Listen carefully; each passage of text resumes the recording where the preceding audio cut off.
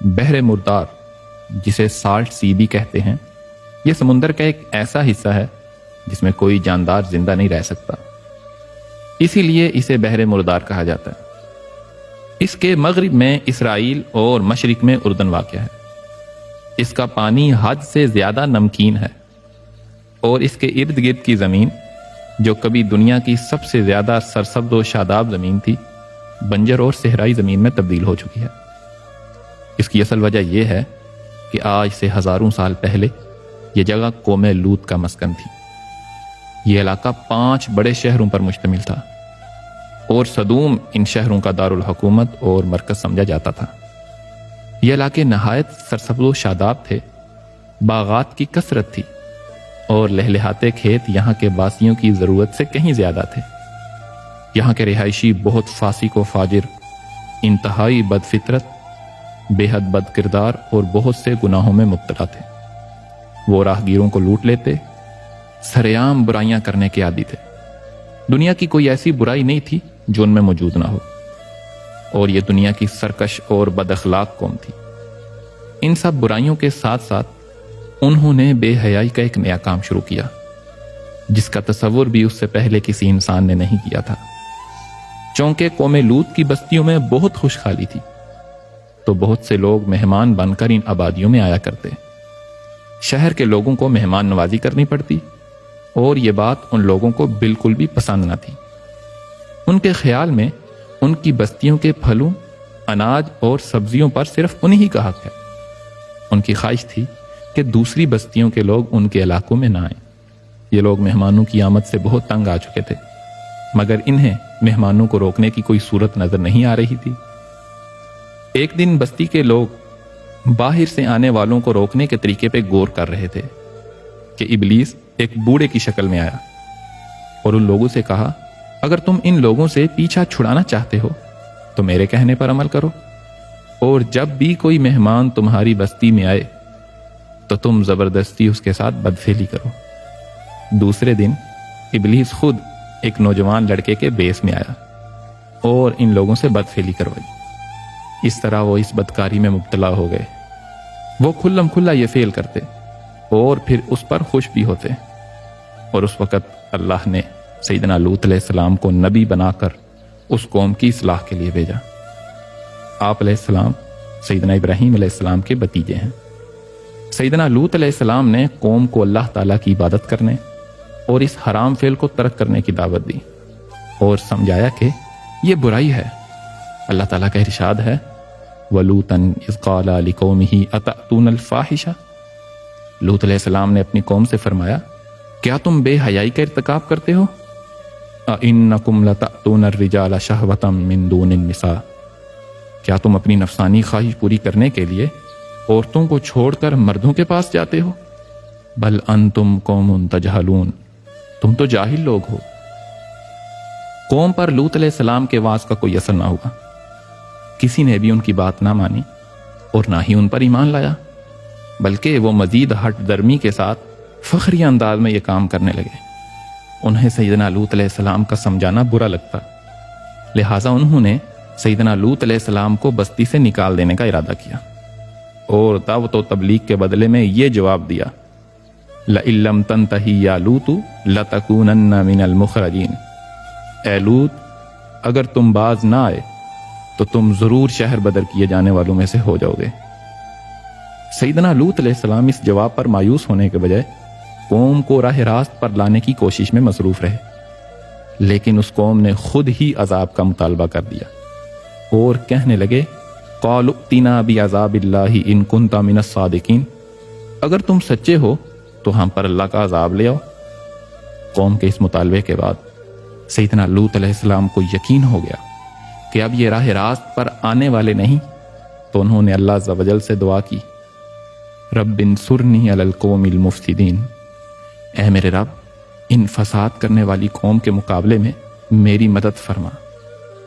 اللہ تعالیٰ نے لوط علیہ السلام کی دعا کو قبول فرمایا اور فرشتوں کے ذریعے آپ کی مدد فرمائی۔ یہ فرشتے پہلے سیدنا ابراہیم علیہ السلام کے پاس آئے اور انہیں ایک دانشمند بیٹے کی بشارت سنائی۔ سیدنا ابراہیم علیہ السلام نے فرمایا، اللہ کے بھیجے ہوئے فرشتوں، تمہارا اس کے علاوہ اور کیا مقصد ہے؟ وہ کہنے لگے ہم گناہگار قوم کی طرف بھیجے گئے ہیں تاکہ ان کو ہلاک کر دیں۔ دراصل سیدنا ابراہیم علیہ السلام فکر مند تھے کہ دراصل وہاں سیدنا لوط علیہ السلام بھی تو ہیں۔ فرشتوں نے ان کی فکر مندی اس بات سے ختم کی کہ لَنُنَجِّيَنَّهُ وَأَهْلَهُ إِلَّا امْرَأَتَهُ كَانَتْ مِنَ الْغَابِرِينَ، ہم ان کو اور ان کے گھر والوں کو بچا لیں گے سوائے ان کی بیوی کے کہ وہ پیچھے رہنے والوں میں سے ہوگی۔ فرشتے سیدنا ابراہیم علیہ السلام سے رخصت ہوئے اور سورج غروب ہونے کے قریب سدوم پہنچے۔ فرشتوں نے سیدنا لوط علیہ السلام سے مہمان بننے کی اجازت مانگی۔ سیدنا لوط علیہ السلام نے سوچا کہ اگر میں نے انہیں اپنے پاس نہ ٹھہرایا تو کوئی دوسرا انہیں اپنا مہمان بنا لے گا۔ مفسرین لکھتے ہیں کہ یہ فرشتے سیدنا جبرائیل علیہ السلام، میکائیل علیہ السلام اور اسرافیل علیہ السلام تھے۔ سیدنا لوط علیہ السلام کی بیوی قوم سے ملی ہوئی تھی۔ اس نے نوجوان لڑکوں کی گھر میں موجودگی کا راز فاش کر دیا۔ یہ سن کر بستی والے دوڑے ہوئے سیدنا لوط علیہ السلام کے گھر پہنچے۔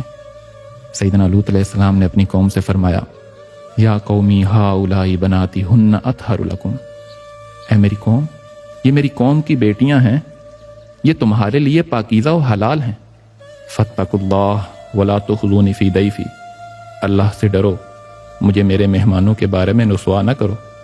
الیس منکم رجل الرشید، کیا تم میں کوئی بھی نیک سیرت آدمی نہیں ہے؟ یہ سن کر وہ لوگ بولے لقد علمت ما لنا فی بناتک من حق، تم اچھی طرح جانتے ہو ہمیں تمہاری بیٹیوں سے کوئی غرض نہیں ہے۔ وَإِنَّكَ لَتَعْلَمُ مَا نُرِيدُ، اور جو ہماری چاہت ہے اس سے تم بخوبی واقف۔ اس کے بعد لوگ گھر کی طرف دوڑے ہوئے آئے۔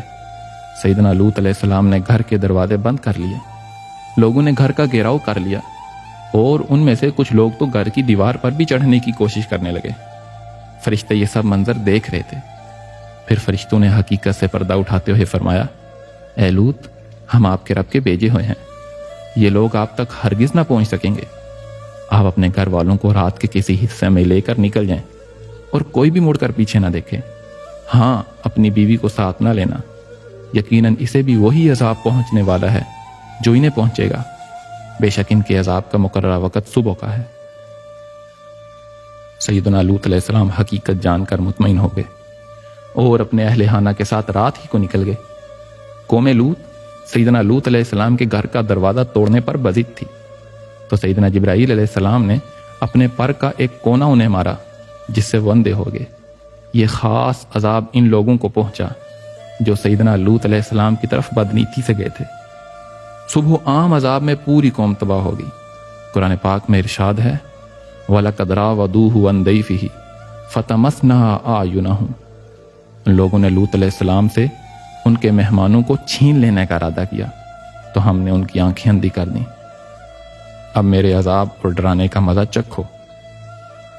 پھر اگلی صبح کا آغاز ابھی ہوا ہی تھا کہ اللہ کے حکم سے سیدنا جبرائیل علیہ السلام نے بستی کو اپنے پر سے اکھیڑا اور آسمانوں تک اٹھایا، پھر اس بستی کو الٹ کر زمین پر دے مارا۔ اس کے بعد ان پر پتھروں کی بارش ہوئی، ہر پتھر پر مرنے والے کا نام لکھا ہوا تھا۔ جب یہ پتھر ان کو لگتے تو سر پاش پاش ہو جاتے۔ کچھ ہی دیر میں پوری کی پوری بستی نیست و نابود ہو چکی تھی۔ اللہ سبحانہ و تعالیٰ نے قرآن مقدس میں ارشاد فرمایا فَلَمَّا جَاءَ أَمْرُنَا جَعَلْنَا عَالِيَهَا سَافِلَهَا، پھر جب ہمارا حکم پہنچا تو ہم نے وہ بستیاں الٹ دیں۔ وَأَمْطَرْنَا عَلَيْهَا حِجَارَةً مِّن سِجِّيلٍ مَّنْضُودٍ، اور اس زمین پر کنکر کے پتھر برسانا شروع کیے جو لگاتار گر رہے تھے۔ قوم لوط کی ان خوبصورت بستیوں کو اللہ نے ایک انتہائی بدبودار اور سیاہ جھیل میں تبدیل کر دیا جس سے رہتی دنیا تک کوئی فائدہ نہیں اٹھایا جا سکتا۔ دنیا کی حسین ترین بستیوں میں آباد قوم لوط کو اللہ سبحانہ و تعالیٰ نے 2200 قبل مسیح نیست و نابود فرما کر دنیا کے لیے عبرت کا نشان اور عقل و شعور رکھنے والوں کے لیے نصیحت بنا دیا۔ کچھ سال پہلے بحیرہ مردار کے ساحل پر قوم لوط کی بستیوں کے بعض تباہ شدہ آثار ظاہر ہوئے، جبکہ اللہ نے 1400 سال پہلے قرآن کریم میں ارشاد فرمایا تھا وَلَقَدْ تَرَكْنَا مِنْهَا آیَةً بَيِّنَةً لِقَوْمٍ یَعْقِلُونَ، ہم نے اس بستی کو ایک واضح نشان کے طور پر عقل والوں کے لیے برقرار رکھا۔ اس کبھی عمل کی بدولت اللہ عز و جل نے ایک قوم کو مکمل تباہ فرما دیا جو آج تک ہمارے لیے عبرت کا نشان ہے، اور اس فعل کو اس قدر ناپسند فرمایا کہ اللہ کے حبیب نے ارشاد فرمایا مجھے اپنی امت کے بارے میں جس چیز کا سب سے زیادہ خوف ہے وہ قوم لوط کا عمل ہے، اور فرمایا تم لوگ جسے قوم لوط کا عمل کرتے ہوئے پاؤ تو فاعل اور مفعول دونوں کو قتل کر دو۔ اللہ سبحانہ و تعالی اپنے حبیب صلی اللہ علیہ وآلہ وسلم کے صدقے ہمیں گناہوں سے محفوظ فرمائے، آمین۔